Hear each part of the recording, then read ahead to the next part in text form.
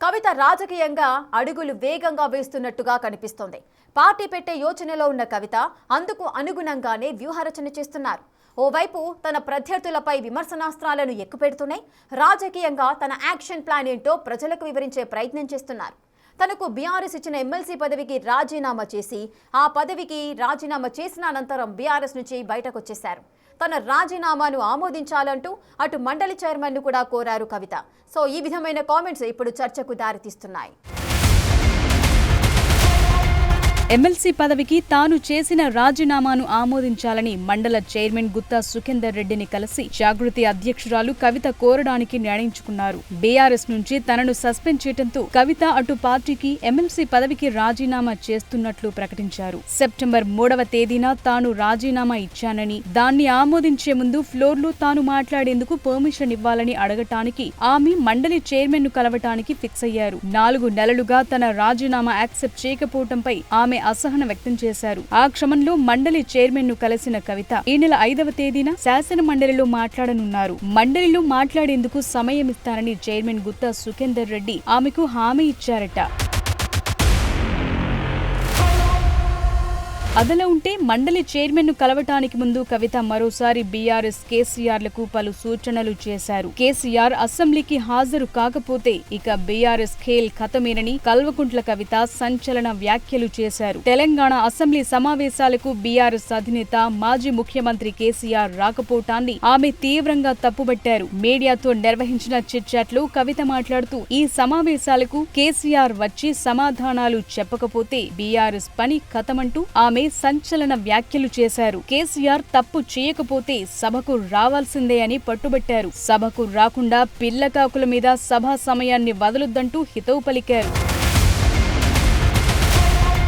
అలాగే పాలమూరు రంగారెడ్డి ప్రాజెక్టును పక్కన పెట్టిన కేసీఆర్ ను ఉరితీయాలంటూ ముఖ్యమంత్రి రేవంత్ రెడ్డి చేసిన వ్యాఖ్యలపై ఆమె స్పందించారు. కేసీఆర్ మీద సీఎం భాష సరికాదన్నారు. కేసీఆర్ ను ఒకసారి ఉరితీయాలంటే రేవంత్ రెడ్డిని 10 సార్లు ఉరితీయాలంటూ ఆమె మండిపడ్డారు. సొంత జిల్లా మహబూబ్ నగర్ కు రేవంత్ తెచ్చిన ప్రాజెక్టులు ఎన్నని ప్రశ్నించారు కవిత. మాజీ మంత్రి బీఆర్ఎస్ ఎమ్మెల్యే హరీష్ రావును ఉద్దేశించి కవిత మరోసారి తీవ్రమైన ఆరోపణలు చేశారు. హరీష్ రావు ఒక బచ్చాని అన్నారు. ఆయనకు ప్యాకేజ్లు తీసుకోవటం తప్ప ఏం తెలుసంటూ హరీష్ రావును టార్గెట్ చేస్తూ కవిత చేసిన వ్యాఖ్యలు చర్చనీయాంశంగా మారాయి. కేసీఆర్ సభకు రాకపోతే హరీష్ రావే అన్ని చూసుకోవటం సరికాదని, కేసీఆర్ సభకొచ్చి సమాధానం చెప్పాలని కవిత డిమాండ్ చేశారు. ఒకసారి ఉరేయాలి, రాళ్లతో కొట్టాలి అనేటటువంటి మాటలు ఏవైతే మాట్లాడినరో అది ముఖ్యమంత్రి పదవిలో ఉన్నటువంటి వ్యక్తులు మాట్లాడే మాటల్లాగా లేవు. దీన్ని మేము చాలా తీవ్రంగా ఖండిస్తూ ఉన్నాను. మరి ప్రత్యేకించి నేను కేసీఆర్ గారి బిడ్డగా రేవంత్ రెడ్డి గారు అట్లాంటి మాటలు మాట్లాడుతూ ఉంటే నా రక్తం మరిగిపోతా ఉన్నది. సెప్టెంబర్ 3న తాను రాజీనామా చేశానని, 4 నెలల కాలంలో అనేక సమీకరణాలు జరిగాయని ఈ సందర్భంగా తెలిపారు కవిత. తనకు మాట్లాడే అవకాశం ఇవ్వాలని సభకొచ్చినట్లు చెప్పారు. ఒక ఫైల్ భట్టి దగ్గరకొస్తే నెలల తరబడి ఉంటుందని, ఎందుకు ఇంత ఆలస్యమని ప్రశ్నించారు. సభ అవకాశాల దృష్ట్యా తాను తన రాజీనామా అంశాన్ని మండలి చైర్మన్ దగ్గర ప్రస్తావిస్తానని అన్నారు. చాలా గ్రామాల్లో అన్ని పార్టీలు కలిసి పంచాయతీ ఎన్నికల్లో పోటీ చేశాయని, అందుకే ఏ పార్టీకి స్పష్టమైన మెజార్టీ రాలేదని తెలిపారు. అక్కడక్కడ మోదీ కేసీఆర్ ఫోటోలు కలిపి పెట్టినట్లు తెలిపారు. జెడ్పీటీసీ ఎంపీటీసీ ఎన్నికల్లో ఏదో కుట్ర జరుగుతోందని ఆమె ఆరోపించారు.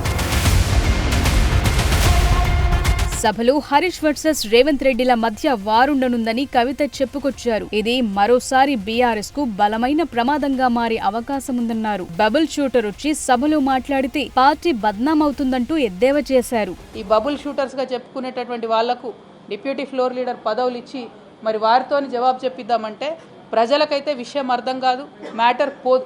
మరి బబుల్ షూటర్ల వల్లనే ఈ ట్రబుల్ అంతా వచ్చింది. ఈ బబుల్ షూటర్ల వల్లనే మొదటి ప్యాకేజ్ దెబ్బపడ్డది. ఈ బబుల్ షూటర్ వల్లనే పాలమూరు రంగారెడ్డి లాంటి ప్రాజెక్టులు చాలా పెద్ద ఎత్తున ఇబ్బంది పడ్డాయి. మళ్ళా వాళ్ళకే పెత్తనం ఇచ్చి, వాళ్ళకే డిప్యూటీ లీడర్లు ఇచ్చి మరి అసెంబ్లీకి కేసీఆర్ గారు రాకపోతే మాత్రం బీఆర్ఎస్ పార్టీని ఆ భగవంతుడు కూడా కాపాడలేడు. In the interest of the people of Telangana, KCR గారు వస్తే బాగుంటుంది. ఒక్కసారి కేసీఆర్ సభకొచ్చి వివరణ ఇస్తే బాగుంటుందని ఆమె అభిప్రాయపడ్డారు. బీఆర్ఎస్ కు తనకు సంబంధం లేదని, ఇక ముందు ఉండబోదని స్పష్టం చేశారు. కేసీఆర్ ఎందుకు సభకు రావటం లేదు తనకు తెలీదని, గత 4 నెలలుగా కేసీఆర్ తో మాట్లాడలేదని చెప్పారు. ఇక్కడ ఫిక్స్డ్ మ్యాచ్ నడుస్తోందని ఆరోపించారు. అది సభ వేదికగా బయటపడిందన్నారు. నేటి వాటాల అంశంలో కేసీఆర్ ఒక్కరే సమాధానం చెప్పగలరని, హరీష్ రావుకు అవకాశం ఇవ్వటం అనేది సరైంది కాదని కవిత పేర్కొన్నారు. మొత్తానికి కవిత దూకుడు పెంచుతుండటంతో త్వరలోనే ఆమె తన పార్టీ ప్రకటన చేస్తారన్న అభిప్రాయం వ్యక్తమవుతోంది.